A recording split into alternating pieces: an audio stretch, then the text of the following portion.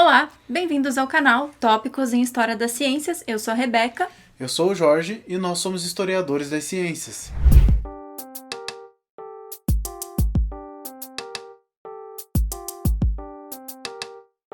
Hoje nós vamos estrear um quadro novo que se chama Mulheres, Ciência e Gênero.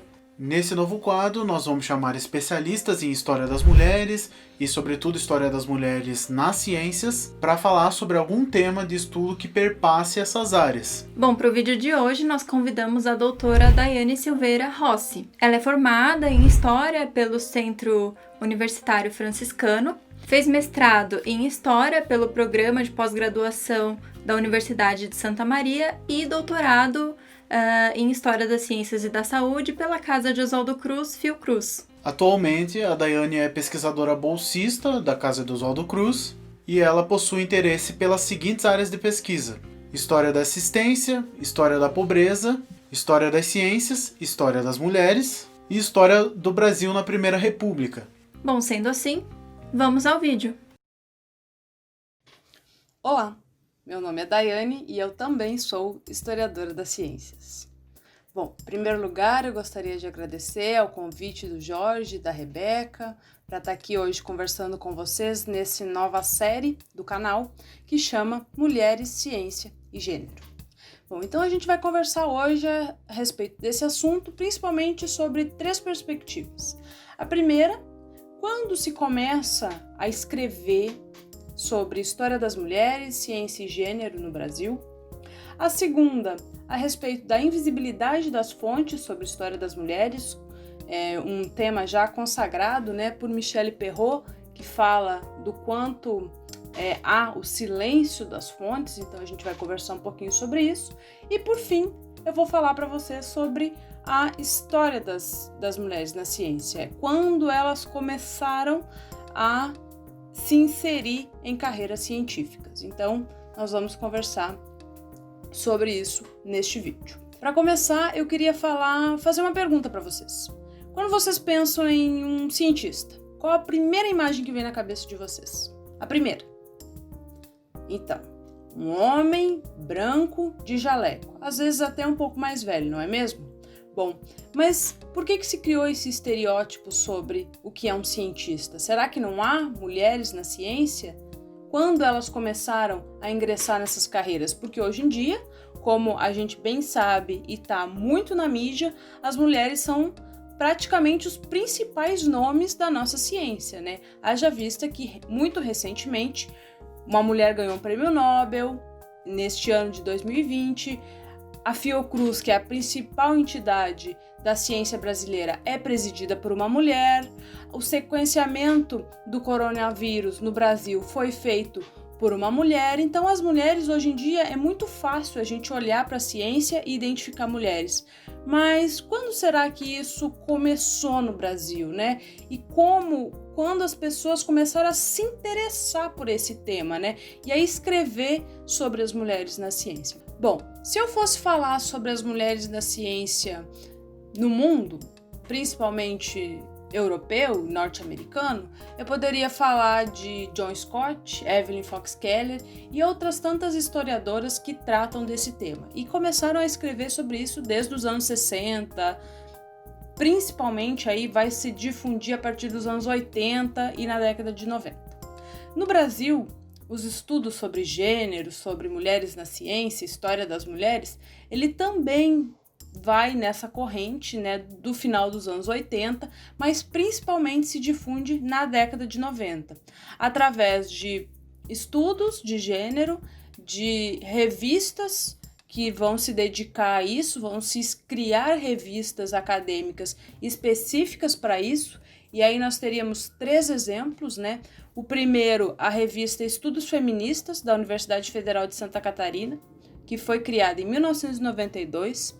Em 1993, o Núcleo de Estudo de Gênero da Unicamp, PAGU, criou a revista Cadernos PAGU, que até hoje é uma das principais revistas na área de gênero, que foi criada em 1993, e também o caderno Espaço Feminino, que foi criado em 1994 pelo grupo de pesquisa de Gênero da Universidade Federal de Uberlândia. Então essas seriam principalmente as 3 revistas que passaram a se dedicar, publicar números específicos sobre gênero, mulheres, ciência, e principalmente a gente pode dizer que a Pagu, ainda entre o final dos anos 90 e início dos anos 2000, se dedicou 3 números da sua revista, 3 dossiês sobre essa temática de gênero e ciência. O primeiro foi em 1998, chamado Gênero, Ciência e Tecnologia. O segundo foi no ano 2000, Gênero, Ciência e História. E o terceiro foi em 2006, Ciência, Substantivo Feminino Plural. Isso só para falar da Pagu. Mas há outras revistas também que não são específicas de estudos de gênero, mas que também abordaram ao longo da sua trajetória, a partir dos anos 90, estudos sobre mulheres na ciência e gênero, como, por exemplo, a revista História, Ciência e Saúde Manguinhos, que já foi várias vezes citada aqui no canal, e que fez em 2008 um dossiê temático chamado Gênero e Ciência. Então, eu não vou me aprofundar em cada um desses dossiês, mas estou aqui abordando, citando eles para que vocês procurem. A gente pode deixar o link na descrição do vídeo desses dossiês para que vocês acessem e se inteirem mais sobre o que estava sendo discutido.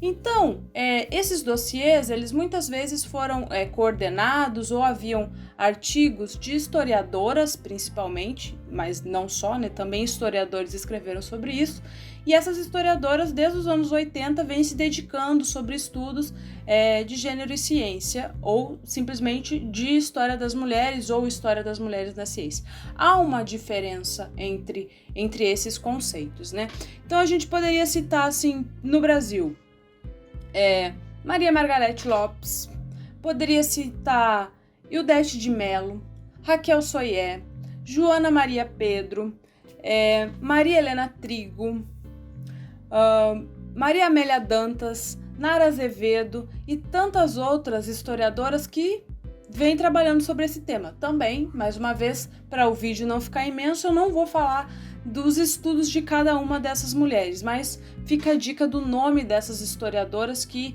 vêm se dedicando a esses estudos já há bastante tempo. Bom, para além dos estudos acadêmicos que dão visibilidade para as mulheres na ciência, nós também temos principalmente duas ações do governo federal que ao longo dos anos 2000 premiou mulheres na ciência e deu visibilidade para cientistas brasileiras. O primeiro deles foi o prêmio Construindo a Igualdade de Gênero, promovido pela Secretaria das Mulheres do governo federal. Esse prêmio ele premiou entre 2006 e 2017 estudantes, professoras, alunas da pós-graduação que dissertassem, escrevessem artigos, textos, redações sobre a temática de mulheres na ciência.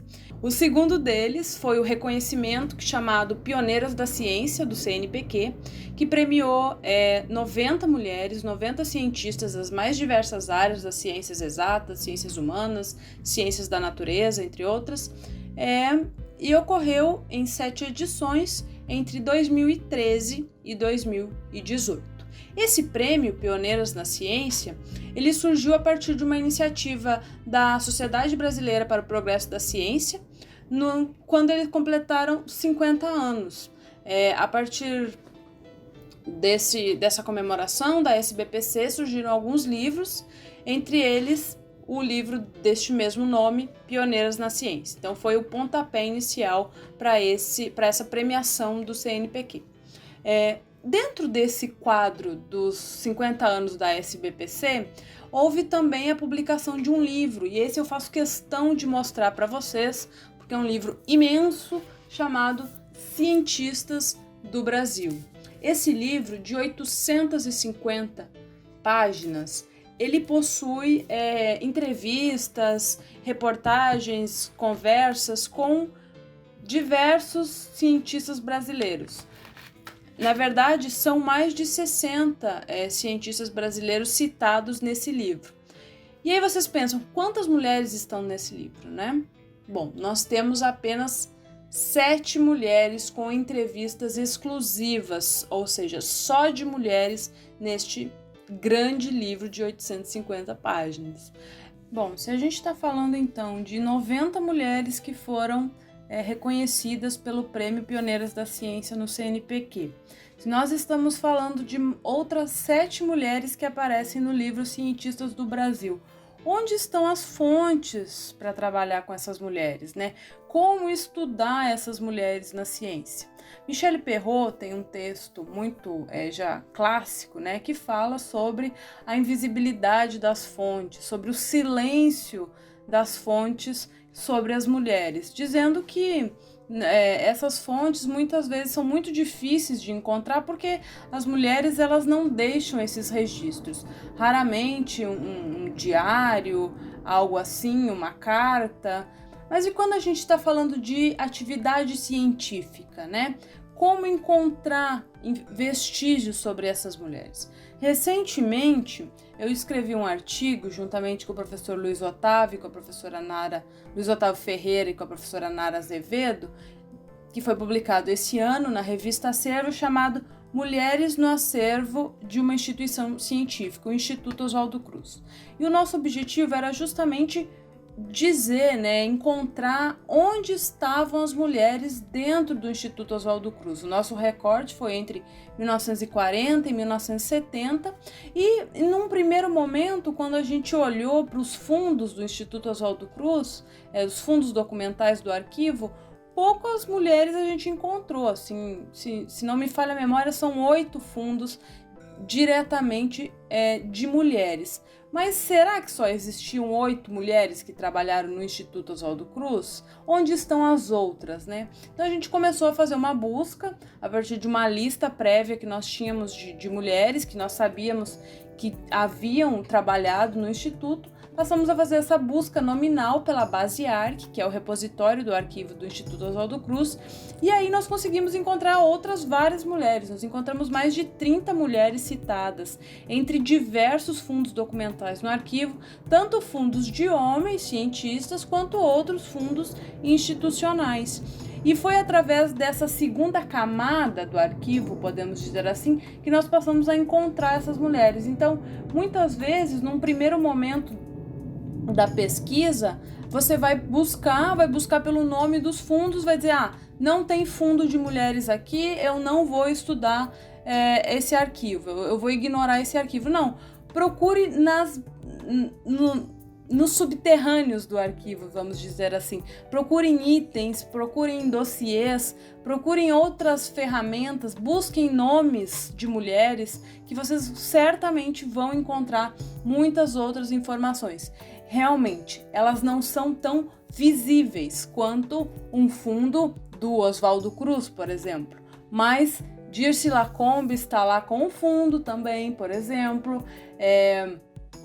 Hortência Holanda, existe um fundo dela também, e outras mulheres, mas também não só essas. Existem lá Itália Kerr, que aparece como um dossiê, Ana Con, que aparece como um item, Mônica Bart, que também aparece como um item do acervo. Então existem outras tantas mulheres que a partir desse item você começa a pesquisar, buscar pelo nome dessa mulher em outros acervos, em outras instituições. Aí o que a gente fez posteriormente? Bom, a gente buscou o nome dessas mulheres em outros arquivos, por exemplo na base CIAN do Arquivo Nacional. E aí buscando por essas mulheres nesses arquivos, a gente encontrou outras fontes sobre elas, e assim, pela busca onomástica, a gente vai criando um acervo a respeito dessas mulheres. Nós, historiadores, fazemos isso, né? Nós vamos construindo o acervo dessas mulheres, embora ele não esteja tão visível assim num primeiro olhar.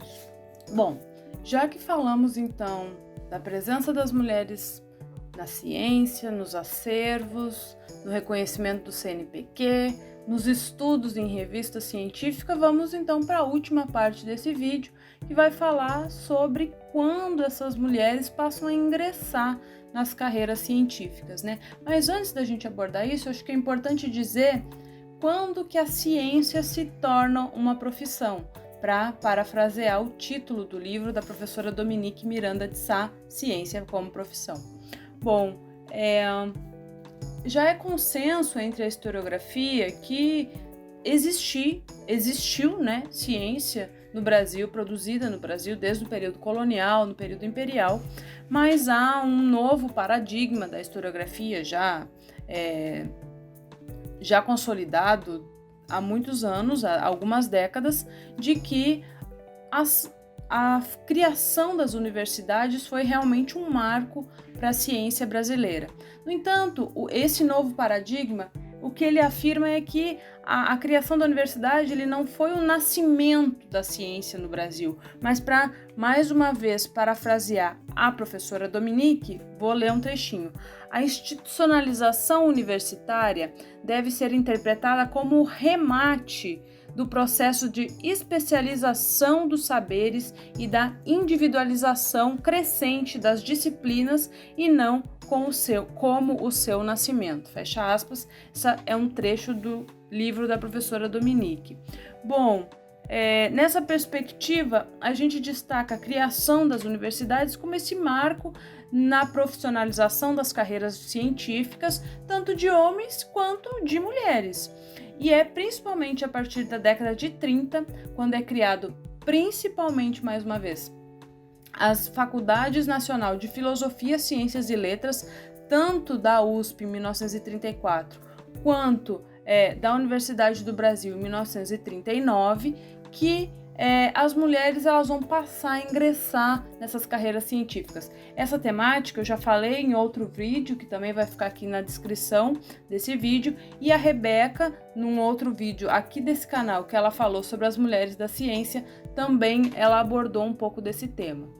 É a partir da criação das Faculdades Nacional de Filosofia de cursos como História Natural, licenciatura em Física, em Química, em Matemática, que as mulheres passam a ingressar nas universidades e a seguir algumas carreiras científicas. Bom, mas se as mulheres chegaram na universidade, quer dizer que elas já tinham cumprido a educação básica, né? O que na época ali dos anos 30, 40, se chamava do ginásio e do científico. E é aí que entra um artigo já considerado clássico, né, que fala da profissionalização das mulheres, né, e o acesso a elas a carreiras científicas, que é um artigo do professor Luiz Otávio Ferreira e da professora Nara Azevedo, de 2006, no Cadernos Pagu, chamado Modernização, Políticas Públicas e Sistema de Gênero no Brasil, Educação e Profissionalização Feminina entre as décadas de 30 e 40. Nesse artigo, o professor Luiz Otávio e a professora Nara, eles vão falar justamente de quais as condições foram dadas para que as mulheres, nesse início aí do século XX, início desse período do Estado Novo, elas passassem a ingressar no ensino superior, que condições sociais, por exemplo, se identificou então que essas mulheres que passam a sair de casa, né, para pegar o termo já consolidado pela Michelle Perrot mais uma vez, o sair dessas mulheres e o ingresso em carreiras profissionais, ela vai se dar muito por esse período de modernização, né, em que a educação feminina era também um elemento da modernidade brasileira. Se educava as meninas, era preciso que essas meninas fossem alfabetizadas para que até mesmo ensinassem melhor os seus filhos. O que não estava nos planos, talvez, né, é que essas mulheres, muitas delas se tornassem cientistas e seguissem carreiras acadêmicas em universidades e instituições de pesquisa. Mas esse é o pontapé inicial para que elas ingressem. Bom, também nesse artigo, os autores vão apontar que uma das principais bases para o ingresso das mulheres no ensino superior era o curso normal, o curso de formação de professoras primária. Em um artigo recente do professor Luiz Otávio Ferreira, quando ele aborda as enfermeiras formadas pela escola Ana Nery, no Rio de Janeiro, ele demonstra que nesse mesmo período, mais ou menos aí dos anos 30, né, 40, ele vai demonstrar que o ingresso das mulheres nas faculdades de enfermagem ele também se dá a partir dos cursos de formação de professores, né, das escolas normais. Então a gente vai perceber que esse processo de ingresso das mulheres na ciência, ele se deu nesse contexto de modernização, de profissionalização, de escolarização das mulheres. É isso que esse artigo que eu mencionei anteriormente, da professora Anara e do professor Luiz Otávio, essa é o principal, a principal tese desse artigo, é demonstrar o quanto a profissionalização, a escolarização e a modernização do país estava associada para que essas mulheres ingressassem em carreiras científicas. E aí, só para finalizar e dar um exemplo, a gente vai ter, por exemplo, a partir do curso natural, do curso de História Natural, várias mulheres ingressando na universidade nesse curso, e as cientistas do Instituto Oswaldo Cruz, essas primeiras cientistas que vão ingressar nos anos 40, por exemplo, no Instituto, a maioria são da História Natural. Então já é uma herança dessas Faculdades Nacional de Filosofia para a ciência brasileira, a formação dessas mulheres e o ingresso dessas mulheres em instituições científicas. Eu falei do Instituto Oswaldo Cruz, mas a gente pode falar, por exemplo, do Instituto Nacional de Tecnologia, em que tinha um grande número de mulheres que eram químicas, e aí a gente traz, por exemplo, a Feiga Rosenthal, que eu já citei em outro vídeo também, físicas. No CBPF, também no Centro Brasileiro de Pesquisas Físicas, haviam mulheres como a Elisa Frota Pessoa, e a gente tem um enorme número de mulheres ingressando em carreiras, se profissionalizando, ingressando em carreiras científicas a partir desse período. Então era isso, eu agradeço muito a oportunidade deste vídeo e vamos nos falando. Até mais. Bom, os assuntos que a Daiane trouxe para o nosso vídeo, nós acreditamos que são muito relevantes, e se você clicou nesse vídeo é porque você tem interesse nesses temas. Um primeiro passo muito importante para quem quer estudar a história das mulheres, sobretudo a história das mulheres na ciência, é saber como, onde esses temas começaram a serem estudados no Brasil. Bom, a gente espera que vocês tenham gostado do vídeo que a gente trouxe hoje. Se você gostou, deixa seu like aí, compartilha com pessoas que você acha que vão ter interesse nesse tipo de conteúdo. Se inscreva no canal se você ainda não for inscrito. Nós somos um canal de História das Ciências, a gente divulga História das Ciências, conceitos, autores, temas, e enfim, temos um curso livre aí que também ainda está em curso, né, até o fim do ano. Então se inscreva no canal aí e nos acompanhe nas redes sociais, Twitter, Facebook, Instagram. E nós também vamos deixar as redes sociais da Daiane para quem quiser acompanhar o trabalho dela, né? E enfim, vale a pena vocês irem lá conferir. Então, por hoje é só. Até semana que vem. Tchau!